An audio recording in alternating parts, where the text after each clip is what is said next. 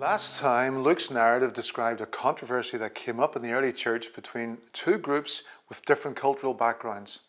God's Spirit guided the apostles to recognize a team of leaders, deacons, within the group who would focus on practical service for the church. This left the apostles free to lead in other ways related directly to prayer and teaching God's Word. The Jewish authorities arrested one of the new leaders, Stephen. His speech inflamed their hatred further, and they put him to death by ritual stoning. Luke now focuses on an individual who, apart from God himself, will prove to be the key player in the rest of the Acts account. A young man is watching the execution of Stephen with approval. He believes this new Jesus sect must be stamped out. There's no indication that he actually participates in the brutal killing himself, but he's associated with those who do, and he's looking after their coats for them, recorded in Acts chapter 7 verse 58 and Acts chapter 8 verse 1. Luke refers to him here early in the account by his Hebrew name, Saul, but later he'll go exclusively by Paul, which is the Roman equivalent. These two names, as we'll find out later in the narrative, reflect the layers of Paul's identity and formative influences. A Roman citizen by birth, he is from a Jewish family that settled many years ago in the city of Tarsus, an important trade center in the Mediterranean coast of modern-day Turkey. He's been indoctrinated into Orthodox Pharisaical Judaism, but he's also had a classic Greek education, perhaps including Stoic philosophy. It's worth noting in passing here how God equips people, even before they know him, for roles that he will later give them opportunity to take on. Paul, as we'll see, was incredibly well suited for the part God is about to offer to him in the outward reach of the church. But for the moment, in Jerusalem, Saul is clearly considered by the Orthodox Jewish leaders to be a young man with enormous potential. The events surrounding Stephen's death proved to be the initial earthquake that unleashes a tsunami of violent opposition against the church. So we read in Acts chapter 8, verses 1 to 3, a great wave of persecution began that day, sweeping over the church in Jerusalem, and all the believers except the apostles were scattered throughout the regions of Judea and Samaria. Some devout men came and buried Stephen with great mourning. But Saul was going everywhere to destroy the church. He went from house to house, dragging out both men and women to throw them into prison. The apostles stayed put for now, but many of the believers leave Jerusalem to escape the tide of persecution, scattering to the outlying regions.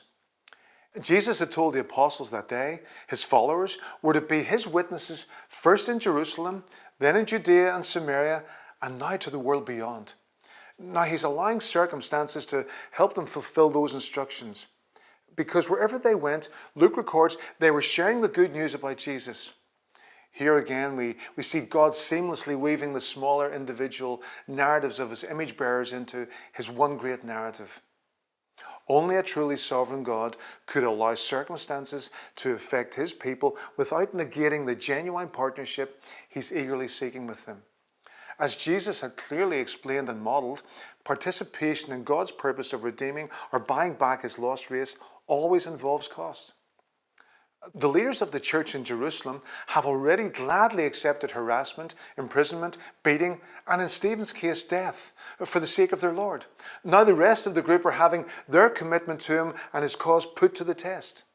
Will they prioritize the reward of Jesus' loving approval that Stephen experienced so vividly at his death?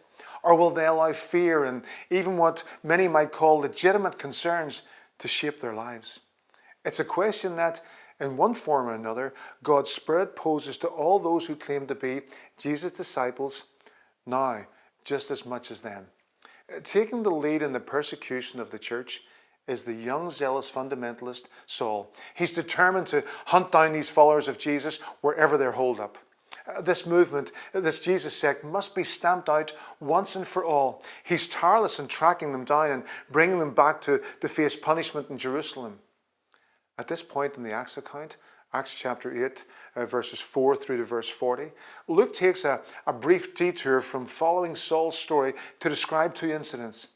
They both involve one of the deacons from the Jerusalem church, Philip, who, like many, has been driven out of the city by the persecution after the death of his co-worker Stephen. We won't take time to focus on Philip's experiences here, but they will prove to be very significant in the expansions of the church. The first finds Philip sharing the good news in Samaria, with the result that a large number of people put their faith in Jesus as the Christ. In the second incident, the Spirit of God gives Philip the opportunity to help a Jewish proselyte from Ethiopia understand that Jesus is the fulfillment of the Old Testament narrative. The salvation of people from the theologically and ethnically aberrant Samaria, and now someone from an entirely non-Jewish people group, are important signposts of the ethnic inclusiveness inherent in the New Covenant. But back to Saul. Motivated by religious fervour and no doubt ambition, he gets authority from the high priest to travel the 200 or so kilometres north to Damascus. That's recorded in Acts chapter 9, verses 1 and 2. Renowned as the oldest inhabited city in the world, it was the capital of the Roman province and modern-day nation of Syria. It also seems to have been quite an active centre for Jesus followers in the early days as the church is moving out from Jerusalem. And so Saul heads there with a group of armed men to hunt down as many as he can and drag them back to Jerusalem in chains, the text says. Paul and his group are getting close to Damascus when the famous events unfold that lead to his conversion. Suddenly, dramatically described in Acts 9, verses 3 to 9, the self-righteous assurance of this young man is shattered. The Son of God, the expression of the Creator in human form, the Word, and in all the glory and authority of his existence in God's place as the Lamb who died and rose again, Jesus, speaks his name, Saul, Saul, why are you persecuting me? It's recorded in Acts chapter 9, verses 3 and 4. He says, persecuting me. Although the oppression of his followers is effectively pushing them out into needy communities, just as Jesus intended, that doesn't mean he doesn't care about what they're going through. For him, this is a very personal thing. What his body experiences impacts him directly. No mistreatment of his blood-bought children goes unnoticed or ultimately unpunished. The encounter with God's Son is a shattering blow to Saul's confident worldview assumptions. Instead of doing things that will please God as he thought, he's actually set himself up as the enemy of God. Blind, humbled, chastened by his encounter with Jesus, he is led into Damascus to wait for instructions, he's told. Lying in the darkness for the next 3 days, unable to eat or drink, he must be wondering what the future holds. He calls out to God, to his Son, to help him, to make sense of things, to tell him what to do next. What he doesn't know yet is that he's going to be given an amazing opportunity to serve the one he's been persecuting. While he's been hunting down the believers, God has been hunting him down. Now he's going to graciously give him a real purpose in life. Luke introduces us to Ananias, a believer living in Damascus, who the Lord chooses to play a role in recruiting Saul to his global cause. Ananias' appearance in the narrative in Acts chapter 9, verses 10 to 17, is very minor compared with the prominent part Saul will have. But that doesn't mean he contributes less or that his efforts are not just as valuable to the Lord. Much of the sacrifice and effort that's made for the Lord and his church happen out of the limelight with little or no public recognition. The encouragement to continue lies in the fact that the Master always notices and deeply appreciates the efforts of all of his people for him and his purpose. Ananias is not exactly eager when the Lord tells him to go and speak on his behalf to Saul. Don't you know what a scary man this is, Lord? But here's more evidence of God's commitment to involving his people in his purposes.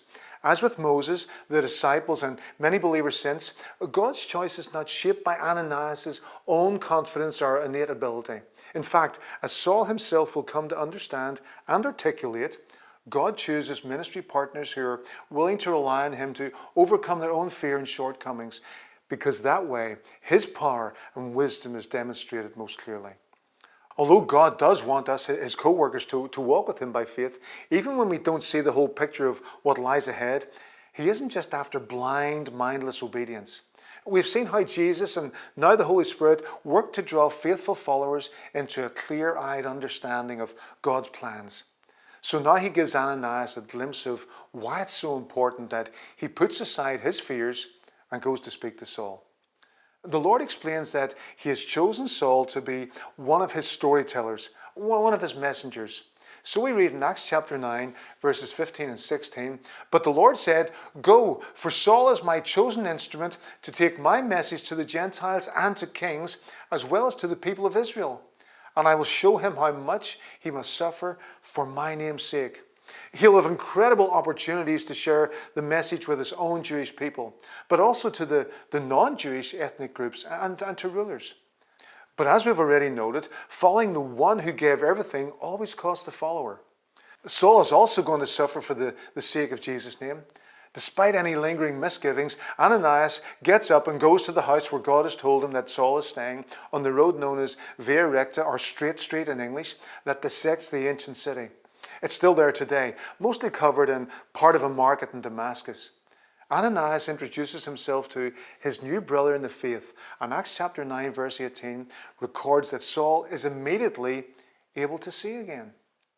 With his strength beginning to return, it's only a matter of days before Saul is going around to the local Jewish meeting places, their synagogues, trying to convince people that Jesus truly is the Son of God, recorded for us in Acts chapter 9 verses 20 to 30.